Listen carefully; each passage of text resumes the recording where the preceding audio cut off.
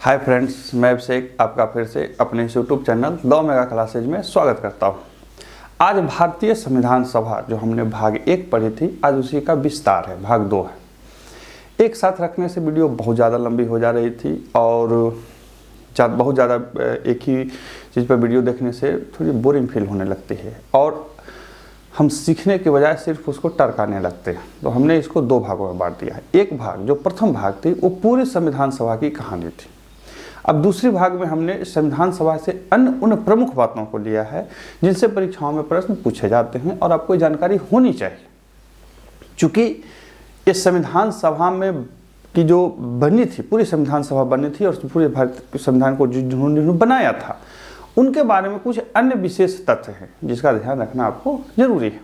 तो समय नष्ट न करते हुए सबसे पहले देखते हैं कि भारत की जो संविधान सभा बनी थी उसकी आलोचना होती है। आपने भी सुना होगा, बहुत सारे लोग बोलते हैं अरे तो कट पेस्ट है, ये है, वो है। तो क्या क्या आलोचना हो रही थी, कैसी आलोचना हो रही थी और क्या वो आलोचना सही थी, इसको आप खुद निर्णय करेंगे। किसी को बोलने न बोलने की मतलब नहीं है। हमने उन चीज़ों को सिर्फ लिख रखा है, बता रखा है, आपको बताने के लिए रख रखा है जो हो रही थी। तो मुख्य रूप से संविधान सभा का निम्न तत्वों के आधार पर आलोचना की जाती है। पहला कि इसमें पूरे भारत के प्रतिनिधि नहीं थे। माना जाता है या आरोप लगाया जाता है कि भारतीय संविधान सभा में पूरे भारत के प्रतिनिधि नहीं थे। यह आंशिक रूप से सत्य है और आंशिक रूप से असत्य है। संविधान सभा में मैंने पिछले वीडियो में बताया था, वर्तमान में बता दूं कि संविधान सभा का जो चुनाव हुआ था उसमें भारतीय राष्ट्रीय कांग्रेस के सबसे ज़्यादा सदस्य थे और एक ही कहना कि एक ही पार्टी से सदस्य थे तो एक ही तरह के लोगों का वर्चस्व था, ये अनुचित बात है, ये सही नहीं है। भारतीय राष्ट्रीय कांग्रेस जो थी तत्कालीन समय में दक्षिणपंथी, वामपंथी, मध्यमार्गी सभी प्रकार के विचारधाराओं के लोगों का एक विशाल क्या कहते हैं पार्टी थी। उसमें सभी तरह के विचारधारा के लोग थे। तो ये कहना कि सिर्फ और सिर्फ खास क्षेत्र के ही लोग थे, पूरे भारत के प्रतिनिधि थे, आंशिक रूप से सत्य है और आंशिक रूप से असत्य है।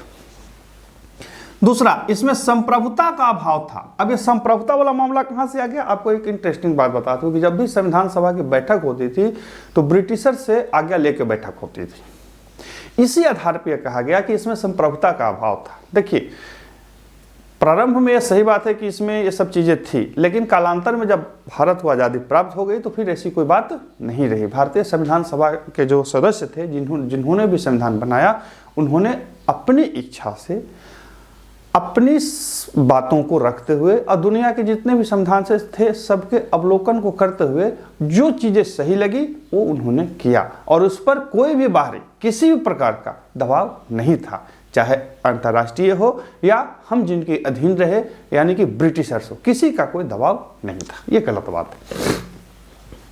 तीसरा है कि संविधान सभा में कांग्रेस का असर ज़्यादा था। ये सही बात है, 208 सदस्य थे कांग्रेस के, तो रहेगा ही। लेकिन मैंने पहले भी बताया कि कांग्रेस उस समय एक पार्टी ही नहीं थी, लगभग एक लघु भारत के रूप में बनी हुई पार्टी थी। उसमें सभी विचारधारा के लोग, सभी धर्मों के लोग, सभी जाति के लोग आए हुए थे।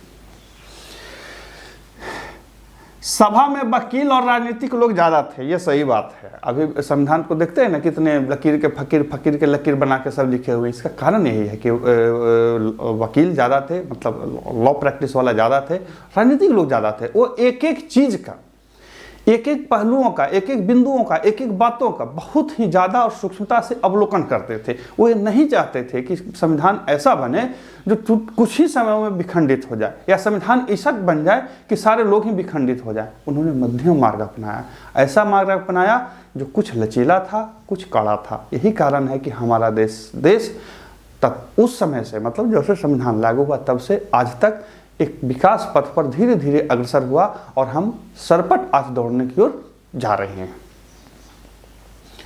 सभा में हिंदुओं का वर्चस्व ज्यादा था, यह विंस्टन चर्चिल का कहना था। चर्चिल जो थे इंग्लैंड के एक नामी राजनीतिक और प्रधानमंत्री थे। उन्होंने कहा कि देखिए, जब से मुस्लिम लीग हट गया तो ये तो बिना दुल्हन वाला बारात हो गया, ये तो हिंदुओं का निकाय है।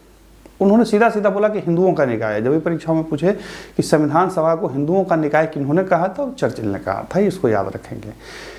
अब चर्चिल साहब ये तो कहे कि ये हिंदुओं की निकाय है, लेकिन वो कहना भूल गए कि उन्होंने ही, यानी कि उनके ही कैबिनेट मिशन ने पूरे भारत की जनता को 3 भागों में बांटा था, हिंदू, मुसलमान और सिख। मुसलमानों को तो उन्होंने खुश कर दिया, बच गए हिंदू और सिख, तो उसी अनुपात में संविधान सभा में भी लोग भी थे। कहने का तात्पर्य है कि संविधान सभा में सभी जाति सभी धर्मों के लोग थे। अब चूंकि बंटवारा ही इस आधार पर हुआ था कि कौन किस धर्म का है, तो संविधान सभा में लोग भी तो ऐसे ही रहेंगे, उसी तरह से आएंगे। इसलिए एक गलत बात है, सिर्फ और सिर्फ अपने राजनीतिक कुंठा को, चर्चिल जो थे ना, एक तरह से भारतीय राजनीतिकों से बहुत कुंठित रहते थे। वो कहते थे कि हिंदू जो होते हैं ना, धरती के सबसे कपटी टाइप के लोग होते हैं, गांधी को धूर्त मानते थे। इसके पीछे उनकी जो कोई उत्कृष्ट राजनीतिक इच्छा नहीं होती थी, ये उनकी आत्मकुंठा थी, ये उनकी एक ग्लानि होती थी कि अरे ये कैसे हो सकता है कि हम दुनिया के पावर हैं और हमें कोई व्यक्ति लाठी लेके आंख दिखा रहा, हमें वैसे राजनीतिक लोग जो हमारे एसपी डीएम के सामने धरना प्रदर्शन करते हैं और हमें घुटने टेकने पर मजबूर कर रहे हैं। ये उनकी कुंठा थी और अपनी कुंठा को वो अपने शब्दों में बयान करते थे। अब देखिए, संविधान सभा के एक सदस्य थे निराजुद्दीन अहमद, वो प्रारूप समिति को अपवहन समिति कहते थे। उन्होंने कहा कि भाई ये जो प्रारूप समिति है यह अपवहन समिति है। जब भी परीक्षाओं में पूछे तो ध्यान रखिएगा, निराजुद्दीन अहमद थे। एक चीज और देखिएगा, ध्यान रखिएगा कि मूल संविधान में हिंदी भाषा के प्राधिकृत पाठ का कोई प्रावधान नहीं था, यानी कि मूल जो संविधान बनी थी उसमें कहीं नहीं वर्णित था कि संविधान हिंदी में लिखी होगी और जो हिंदी में लिखी हुई होगी वो कोर्ट में मान्य होगी, ये नहीं था। कालांतर में 58वें संविधान संशोधन अधिनियम 1987, इसको याद रखेंगे, 58 संविधान संशोधन, 58वें संविधान संशोधन अधिनियम 1887 के द्वारा अनुच्छेद 394 का क जोड़ दिया गया। अनुच्छेद 394 का क जोड़ दिया गया और कहा गया कि राष्ट्रपति संविधान का मानक हिंदी अनुबंध कराएंगे, अनुबंध नहीं मतलब क्या कह सकते हैं, अनुवाद कराएंगे, और वो जो अनुवाद होगा वो मानक होगा और उसी प्रकार से वैल्यूएबल होगा जैसे अंग्रेजी का पाठ है या अंग्रेजी में संविधान है।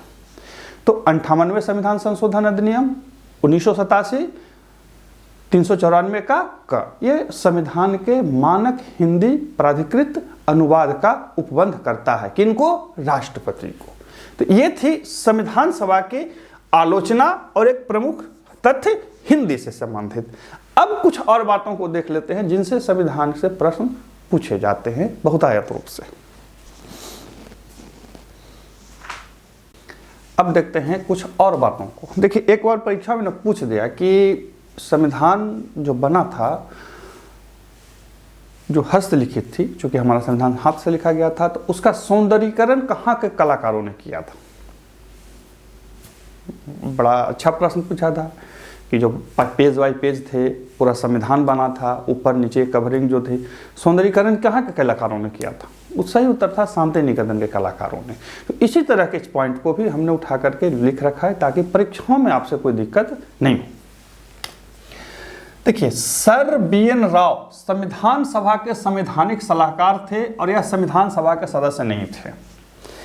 ध्यान रखिएगा, मैंने पिछले वीडियो में बताया था कि सर BN राव ही जो थे जिन्होंने भारतीय संविधान का प्रारूप तैयार किया था।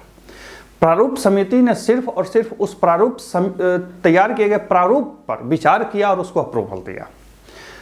तो संविधान सभा का जो BN राव थे जिन्होंने एक तरह से संविधान के लिए प्रारूप बनाया था, वो संविधान सभा के सदस्य नहीं थे। याद रखिएगा, सर BN राव भारतीय संविधान सभा में या संविधान सभा के समय सबसे ज़्यादा जानकार व्यक्तियों में से एक थे। संविधान सभा ने हाथी को प्रतीक या मुहर के रूप में अपनाया था। इनके जो प्रतीक थे उस तत्कालीन समय में हाथी को प्रतीक या मुहर के रूप में अपनाया था। याद रखिएगा, हाथी को। HBR अयंगर संविधान सभा के सचिव थे। कौन थे? HBR अयंगर। HBR अयंगर जो थे वो संविधान सभा के सचिव थे और LN मुखर्जी को संविधान सभा का मुख्य प्रारूपकार यानी कि चीफ ड्राफ्टमैन नियुक्त किया गया था। अब परीक्षाओं में इसी तरह से प्रश्नों को सजा सजा के पूछेगा, नहीं आएगा तो बाबा बन जाइएगा, तो ध्यान रखेंगे। हालांकि इससे संबंधित मैंने पूरा एक पैराग्राफ लिख करके रखा है, आप क्या उसको बोलते हैं, लिंक में आपको होगा, जा करके देखिएगा डिस्क्रिप्शन बॉक्स में, वहाँ से आपको मिल जाएगी, आप उसको नोट के रूप में लिख सकते हैं, देख सकते हैं। प्रेम बिहारी रायजादा या प्रेम बिहारी नारायण रायजादा या प्रेम बिहारी सक्सेना, इनका इस तरह से नाम आता है, ने भारतीय संविधान का सुलेखन किया था। क्योंकि भारत का संविधान, मूल संविधान लिखा हुआ है, तो किन्होंने लिखा था?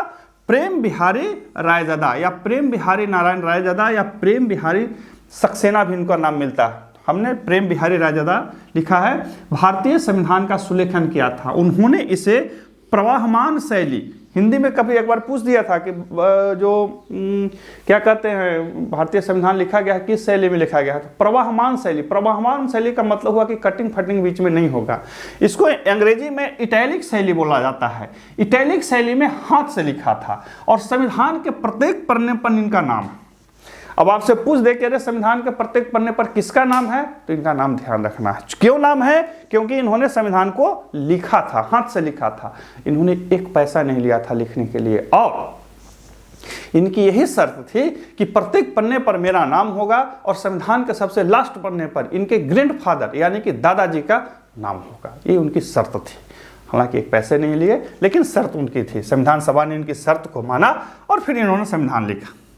मूल संविधान का सौंदर्यकरण और सजावट शांति निकेतन के कलाकारों ने किया, जिनमें नंदलाल बोस एवं शिवहर राय मनोहर सिन्हा प्रमुख थे। यही प्रश्न हमने प्रारंभ में बोला था कि पूछा था कि कहाँ के कलाकारों ने किया था, तो शांति निकेतन के कलाकारों ने किया था।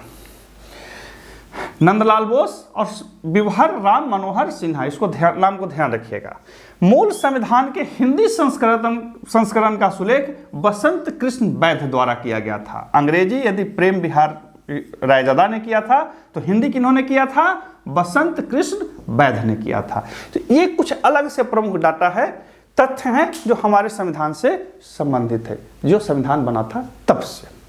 आशा है कि आपको अच्छी लगेगी। मैं फिर से दो बातें आपको बता दूं, जब भी संविधान को पढ़ें तो एनसीईआरटी के किताब को जरूर पढ़ लें, आपको सारी चीज़ें क्लियर हो जाएगी। डाटाओं को, तथ्यों को लिख कर रखें और साथ ही समझ कर रखें, ताकि कहीं गड़बड़ न हो जाए। जैसे मैंने पूछा, देखा लिखा यहाँ पे अंग्रेजी है, याद रखिएगा कि ये अंग्रेजी में लिखा था, इन्होंने हिंदी में लिखा था। अब आपसे पूछ दे हिंदी में संविधान का जो सुलेखन हुआ था इन्होंने किन्होंने किया था, अब आपको नहीं ध्यान है तो गड़बड़ा जाएंगे, इसको ध्यान रखेंगे।